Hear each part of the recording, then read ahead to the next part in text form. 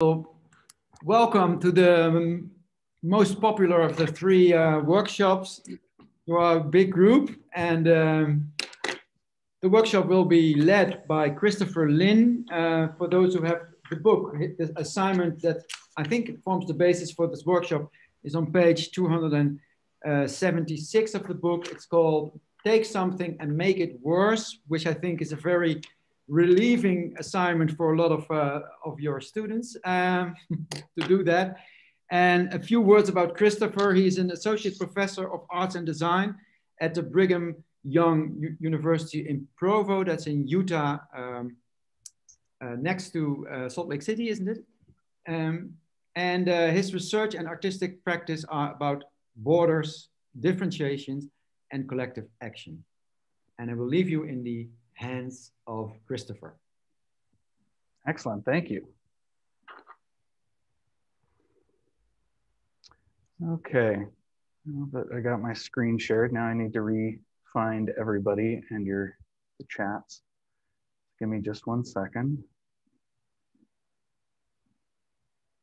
There we are.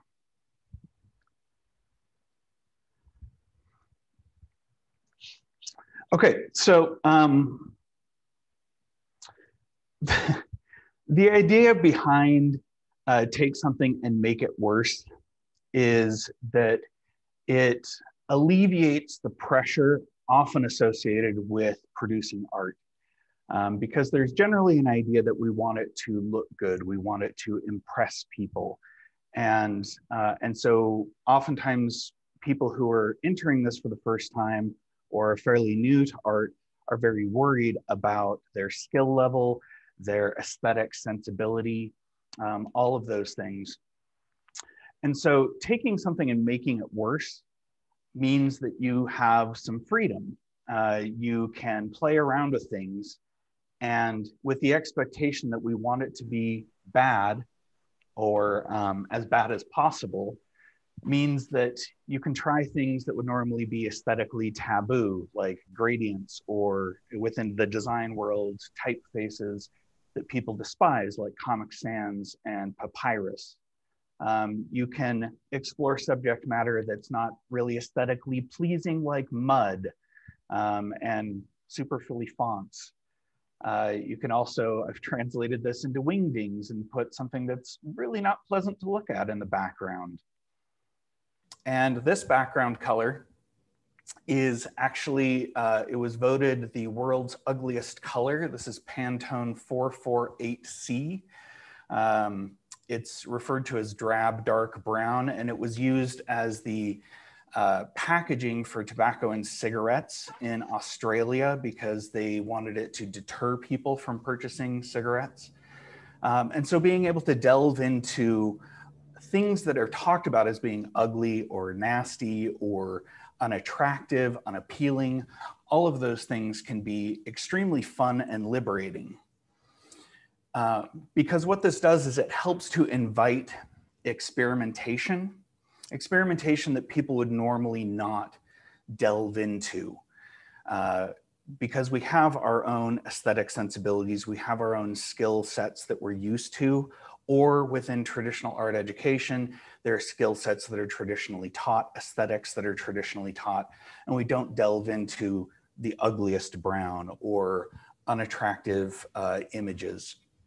And so by saying we want to make something bad, you're naturally going to deviate or detour off of a traditional route into something that could be interesting.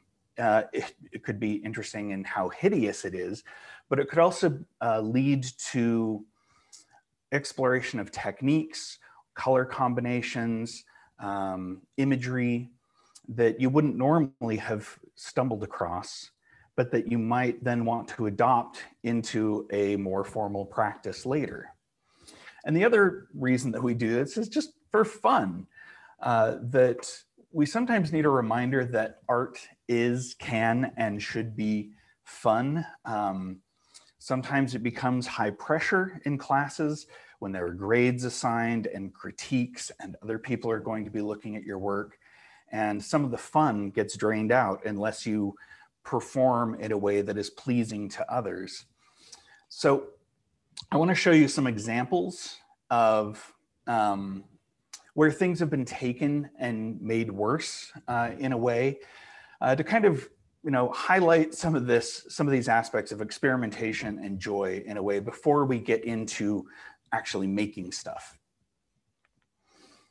So some of you are probably familiar with this. This is the Ichihomo restoration job of the Christ from the left, deteriorated at the center, and the extremely horrible restoration job on the right that has been dubbed Beast Christ by some individuals.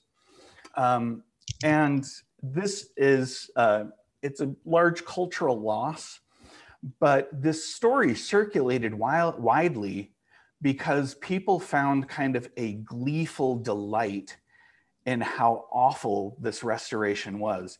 And so people are appreciating this, not necessarily for the intended reason of the artist, but they're appreciating its badness in a way. And there's a long history of bad restoration jobs, the original on the left and what looks like a department store mannequin on the right after it was restored, lots of eyeliner. This one went through two separate stages of restoration. The original on the left, the first attempt on the top right, and the second attempt on the bottom right. This is within a private collection. This one is probably my favorite though. This one was in Canada. And obviously original on the left, a thief had stolen the head of the Christ child there. An artist offered up her services to restore it, and she put a temporary head on the baby Jesus while she was going to work on a more finished stone version. I don't know that it would have been much better than this one, but she added terracotta to it. Eventually, the thief felt so bad after this botched restoration job that he returned the head.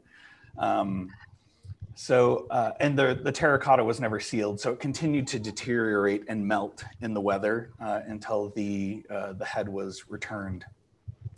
There are other instances, like the famed American television actress and comedian Lucille Ball was honored in her hometown of Celeron, New York, with a bronze statue on the left, which received such derision and criticism that 7 years later, they unveiled a new one that looked a bit more like her on the right. So you can definitely see a difference between these, but there is something delightful in kind of seeing this failed attempt, which in some ways makes it more human, more accessible in a way. There's also this bust that was unveiled of the famed footballer Cristiano Ronaldo on the left. That's Cristiano, who's renowned for his good looks, on the right. Somebody took it upon themselves to adjust one of Cristiano Ronaldo's photographs so that it matched the sculpture. And now it looks appropriate. We also delight in the making or the failed attempts at crafts and domestic home goods. That is supposed to be Elsa from the Disney movie Frozen on the left. Some other failed attempts at making cakes and treats on the right. Oftentimes the products that are made may be technically good, but aesthetically frightening, such as this. This is from the collection of the artist Jim Shaw, who is a member of the band Destroy All Monsters, who collects what he sees as really bad thrift store paintings. That this woman's wide-eyed, high-eyebrowed, toothy grin is a little bit frightening. So once again, appreciated not for the intentions of the artist, but for some of the results. This is from the Museum of Bad Art. These two dogs engaging in tongue-wagging dancing in some way. And when you see things like this too, it also feels accessible. It doesn't feel distant in its virtuosity and its skill level, and that there's a delight that people can take in this sort of humor. So one of the things I started to do is for about 10 years, I was a curator and a director of various contemporary art institutions. And I started to do this series called Bad Art Night, where we would invite the public in and we would produce really bad art in the style of a famous artist. Now, the first one that we chose to do was kind of taking a pot shot at an artist that was very beloved in the city where our gallery was located, in Colorado Springs, Colorado. A neighboring larger institution was really well known for collecting and supporting the work of the artist, the glass artist Dale Chihuly. And they were doing Chihuly shows all the time, acquiring new Chihuly works. It was almost becoming just a Dale Chihuly museum with a few other works on the side. So what we decided to do was do our first Bad Art Night was a Dale Chihuly session, where we melted vinyl records, round records, into bowl shapes akin to these Dale Chihuly's here. We gave people cheap craft paints, horrible bristled brushes that were falling apart, so that you could only really make bad art with them. So people made their own very frilly bowls. They took delight in the fact that they were supposed to be making these bad. We actually, if they started to look really nice, we would stop them and we would say, that needs to look a lot worse. And we would make them deviate from nicer aesthetics into worse aesthetics. We also did a session on the artist Thomas Hirschhorn, whose aesthetics are already pretty lowbrow, a lot of packing tape and cardboard and aluminum cans and other things. So this was our session's interpretation of various Thomas Hirschhorn works. And what this did was it introduced people to some contemporary artists, but also gave them an easy access point to think about their processes without being intimidated too much. This one was my favorite. Somebody put a giant Peter Falk is God sign in the background. And the mannequin head on the right that's covered in foil, those are actually soda bottles that have been created to make the mohawk. And I particularly like that they aluminum foiled the chair cushion that was in the studio as well.